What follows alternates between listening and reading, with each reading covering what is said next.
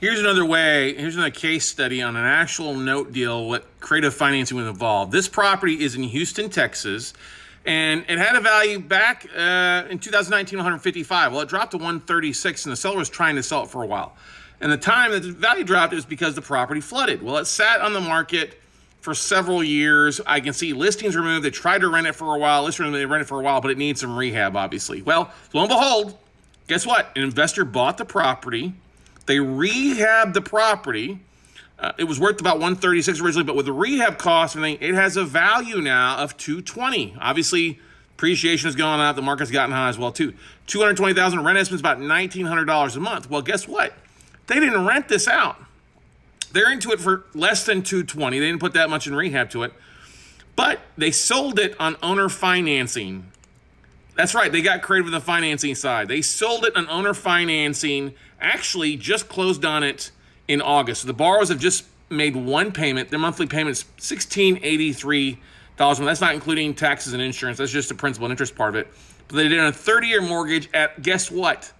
11% interest. Now, the borrowers didn't finance the full 220. They financed $176,000. So the borrowers actually, the new borrowers put down a sizable chunk of change, close to $50,000. Actually, no, it's less than that. Sorry, about actually close to $50,000 as a down payment. This is what happens under financing. You will find folks that will come in and have a sizable chunk to put down. And yes, the interest rate's a little high, 11%. That's a little high, but guess what? When you're owner financing, you're taking a risk, and it's still a win-win because somebody wants to buy a house, they've got cash, can get into it. The 11% doesn't really matter to them because that's still cheaper than what market rent would be. Even P&I payment, they would be closer to what their rent would be, but this way they're still building equity in the asset. And guess what?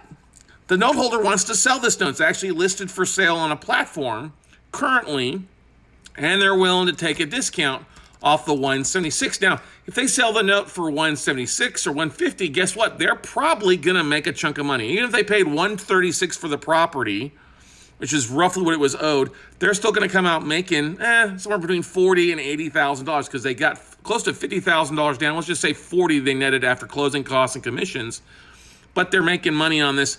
And guess what? It's an opportunity for investors like me to come in and buy this note at a discount, performing note at 11, maybe a 12, 13, maybe even a 15 yield, depending on how good my negotiations are in buying that note. So this is a great way where somebody bought a rehab property, fixed it up, offered up owner financing on a deal, and it's going to make money there, and also for a note investor coming in and buy this note at a double-digit yield.